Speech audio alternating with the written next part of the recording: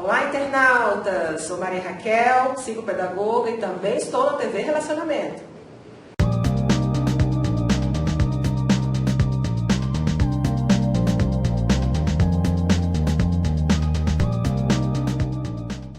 Olá, internautas! Iniciamos mais um programa Gestão Executiva. E hoje nós temos um bate-papo com um talentoso professor, né, que encanta os seus alunos aí quando ele ministra as suas aulas e as suas palestras. Professor Fraga, prazer imenso em tê-lo aqui, tá? Prazer é todo meu. Agradeço pela apresentação e, na verdade, eu confesso que eu estava ansioso. Tem 2 anos esperando por essa entrevista. Verdade. Tentando agendar isso. É que tua agenda é muito... gente competente está sempre com agenda cheia. Mas eu me sinto honrado, Kendi. Agradeço mais uma vez pelo convite.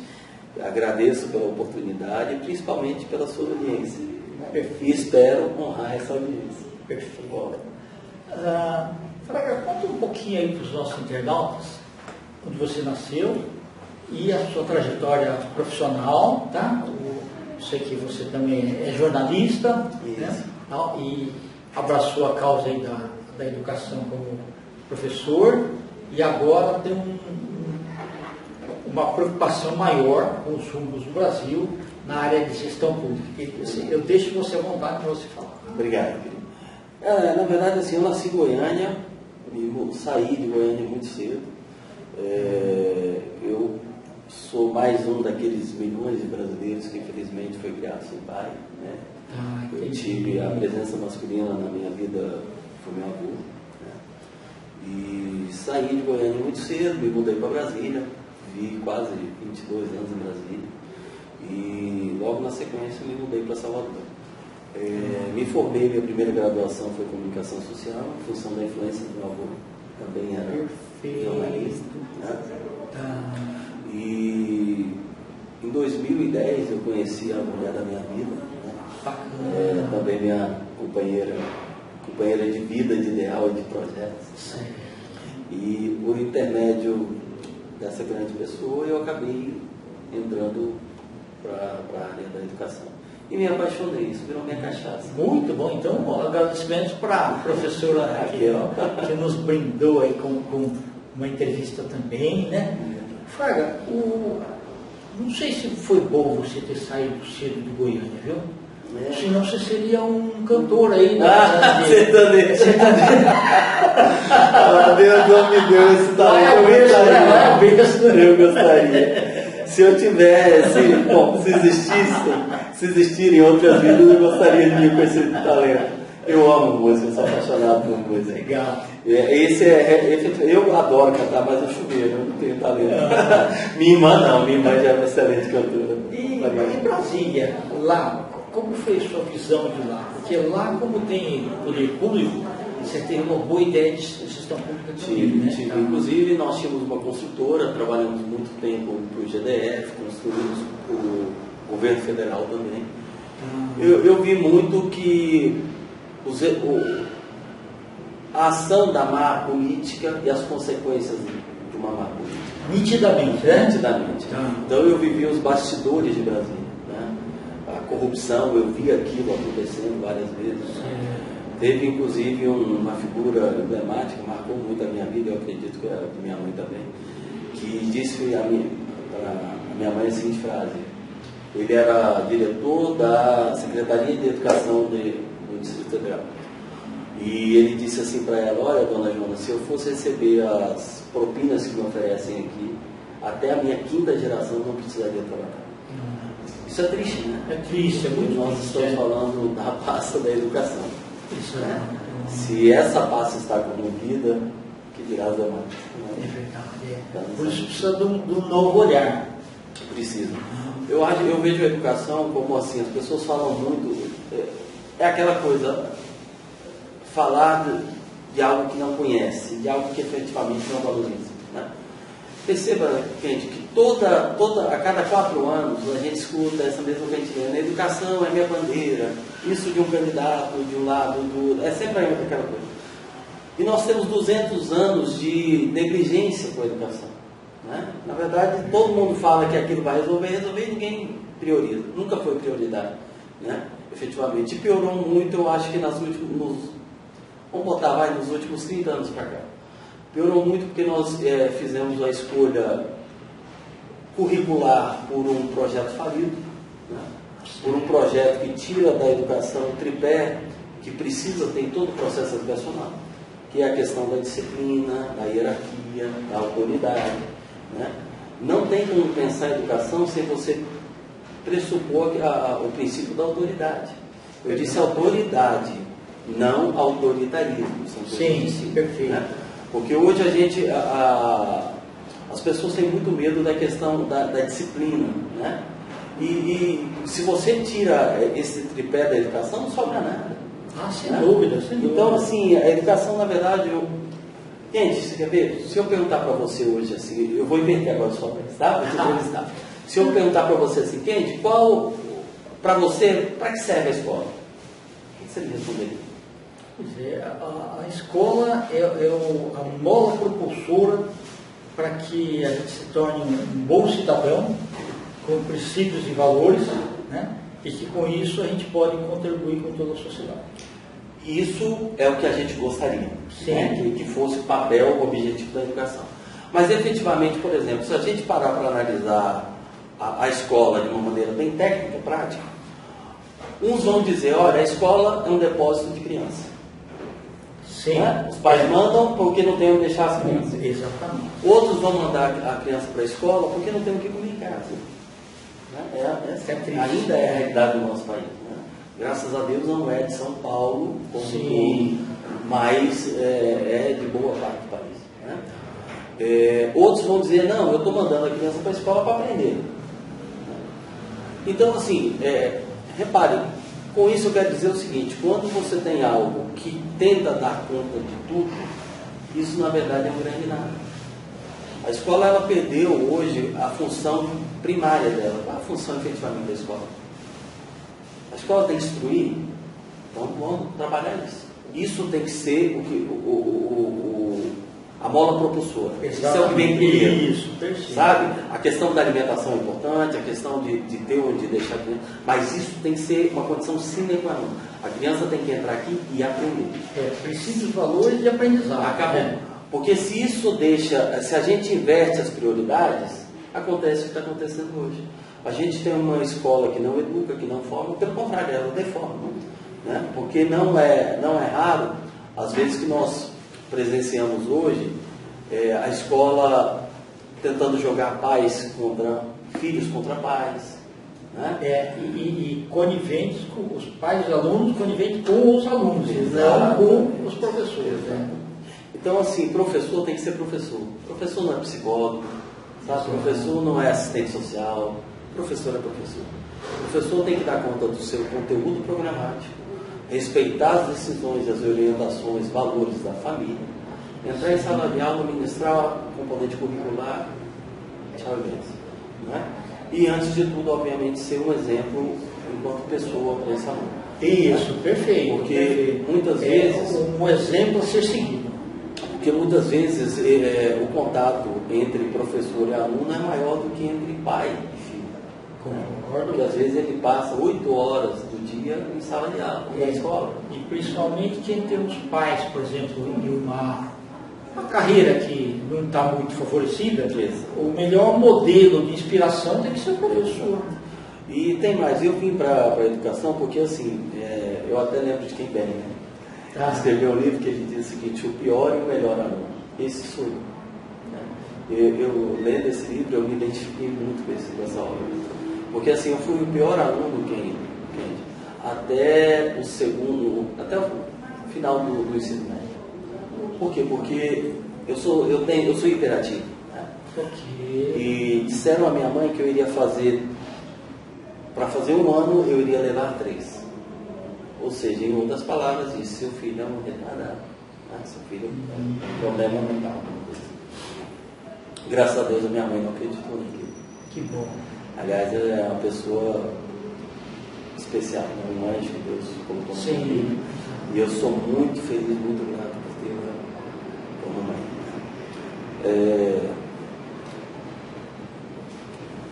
Perfeito, não.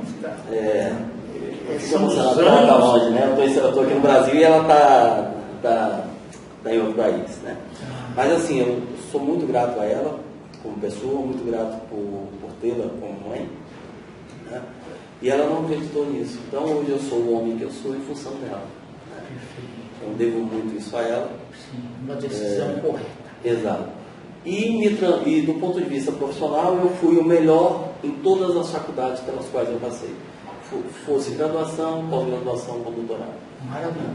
Então, assim, eu presenciei como uma má escola pode te deformar e te deixar revoltado, né? E como uma boa escola, bons professores, pode efetivamente te potencializar.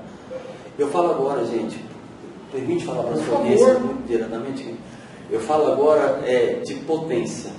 Hoje, no meu ponto de vista, na minha visão, a escola erra quando ela tenta trabalhar as pessoas a partir da questão, do princípio de poder. Porque o princípio de poder, como o próprio Deus coloca, gente, é aquele princípio que para eu subir, o quente tem que cair. Ok, é uma balança. É uma balança. Então, assim, por que Deleuze criou essa teoria? Porque, na verdade, o poder é a apropriação da potência de outro. Então, para eu me empoderar, eu preciso roubar a potência do cliente. E aí eu me empodero e enfraqueço o cliente, né? Na universidade, graças a Deus, eu tive a grata satisfação, a felicidade de ter professores que trabalharam em mim não poder. Por isso eu sou contra essa questão de brancos e negros, homens e mulheres. Isso para mim é uma cantilena horrível, terrível. Aliás, isso tem dividido muito o país e tem nos enfraquecido enquanto nação. Nós não temos uma identidade nacional, né? E desenvolveu em mim o conceito de potência. Esse é diferente, porque nesse conceito de potência, em um modus operandi de potência, eu, para desenvolver a minha potência, eu quero que quem desenvolva dele, nós desenvolvemos a nossa. Sim, de maneira simultânea. 1 mais 1 é mais do que 2. Sempre mais que 2. Né? Então, eu fico muito triste quando eu vejo hoje as mulheres dizendo, vamos empoderar a mulher. Quando você fala isso, você parte do princípio de que a mulher não tem poder, de que ela é fraca, né? E ela precisa ser empoderada, quando na verdade isso é uma grande mentira. Né? A mulher por si só, eu sei que é capaz de gerar outra vida. Né? Ora, que força é essa? Sim. Né? E ela tem um olhar diferente. Verdade.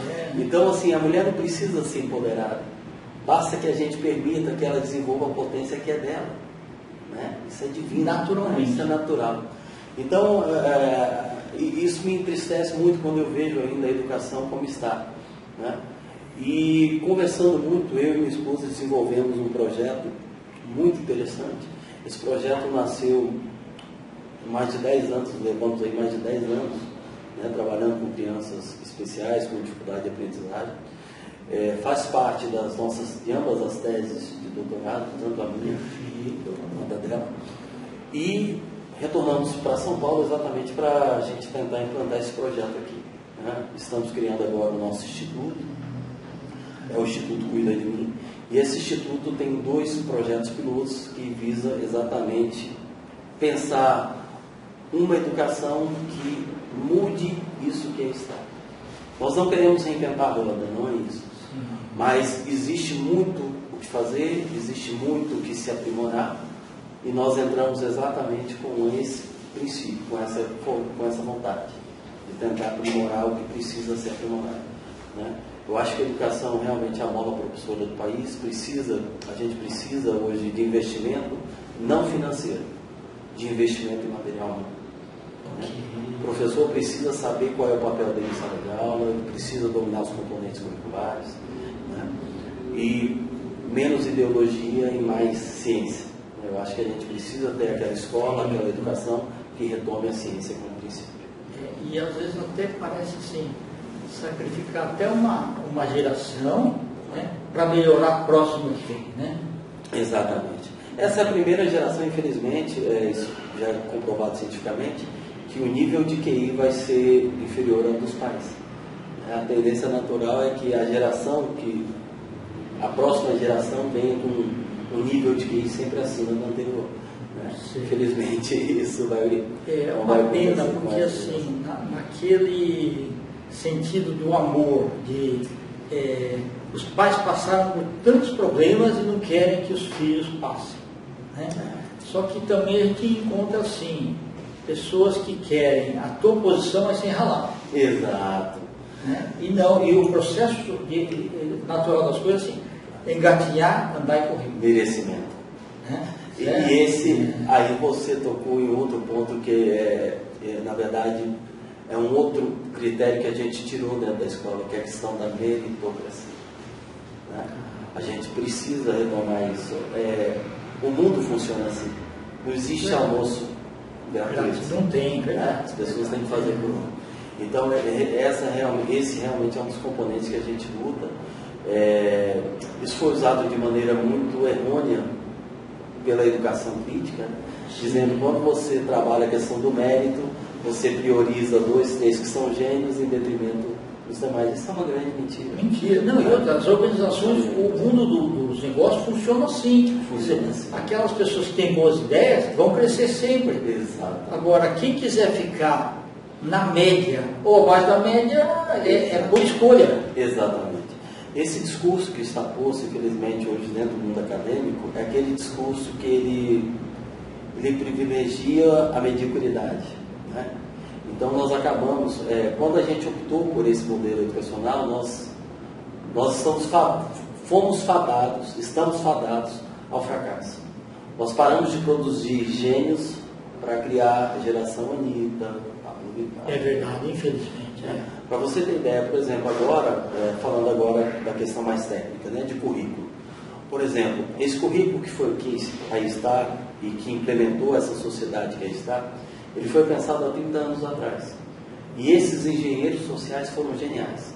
Eles pensaram o seguinte: como criar uma geração de analfabetos funcionais? Implementaram esse currículo. Isso assim, isso é quase... daria um filme isso. Sim, né? É verdade. Porque é surreal. A mesma questão, agora a gente tem que colocar isso de maneira nacional, e por isso a nossa vontade, a minha, de vir a deputado estadual e a da minha esposa, já na Câmara Federal, como pré-candidata a deputada federal, de que a gente hoje possa discutir isso de maneira mais franca. A gente precisa discutir a questão do currículo.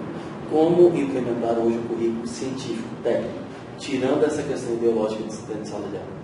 Sabe? A gente precisa retomar, fazer com que a escola seja um local onde realmente a gente vai conseguir promover, desenvolver, trabalhar a potência para novos gênios, para novos micro-organismos. Sim, fazer as pessoas pensarem fora da casa, claro. Ter mais criatividade. Claro, a gente, quando se falou no Brasil há 10 anos aí, com um dos candidatos que está querendo voltar ao poder agora, né?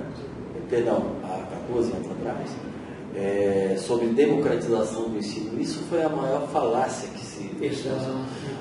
Democratização de ensino para essa turma é simplesmente jogar a educação lá embaixo, né? Alunos que eram nota 7, 8 passaram a ser nota 3, 4, né? E entende isso por democratização. Isso não é democratização. Não, de forma alguma. Olha, e é da necessidade que o ser humano cresce. Exato. Né? Ele quer ser bom, ele tem que ralar.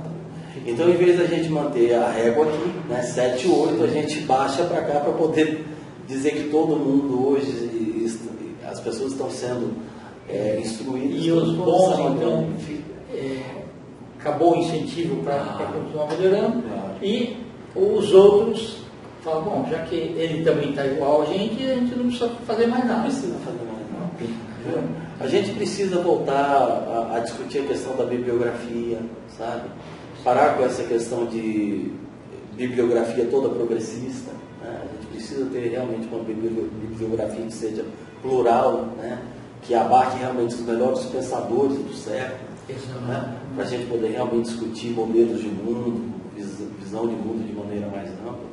Né? E uma grande questão, e aí a minha tese ela vem exatamente nesse sentido, porque é o seguinte: a esquerda ela é muito festiva, né? Sim. Ela tenta tomar para ela, e essa talvez tenha sido o maior mérito dela, dessa educação que a gente chama de educação crítica, que é progressista e tal,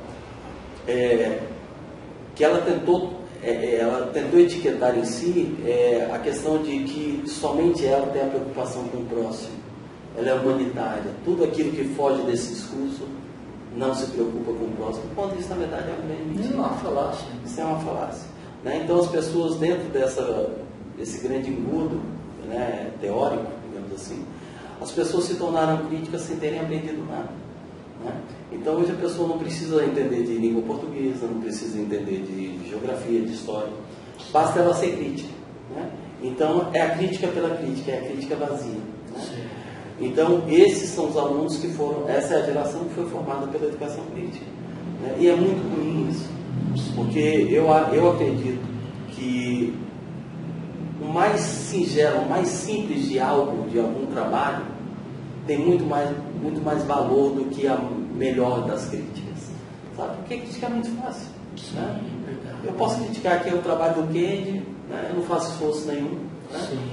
E também não faço nada, não promovo nada. Né? Enquanto que o Kennedy está aqui, tanto todo o trabalho de montar cenário, né? Marcar agenda e tal. Então, é isso que eu acho que a gente precisa rever. A gente precisa rever hoje os nossos modelos, nosso paradigma educacional como um todo. Né? Criticar a educação crítica naquilo que precisa ser criticado, precisa ser alterado, rever essas questões. Tem coisas que eu acho muito bacanas da educação crítica, tem coisas que eu acho que são excessos, né? E eu acho que esses excessos é que a gente precisa retomar para que a escola efetivamente venha a ter aquela relevância que tinha 40, 50 anos. Sim, colocar os pilares certos, né? Exato. Está perfeito. Cara, Professor Fraga, nós estamos nos instantes finais. Você quer deixar seus contatos? Bom, o meu telefone eu vou depois colocar aí perfeito. Na legenda, né, todos os contatos, mas o meu celular já deixo de antemão para vocês, é 11 98652 1252. Estou à disposição de vocês e contem conosco. Muito obrigado. E eu que agradeço, querido. Fiquem em paz. Internautas, com os agradecimentos, então, a esse talentoso professor Fraga, nós finalizamos mais uma gestão executiva. Grande abraço e até a próxima.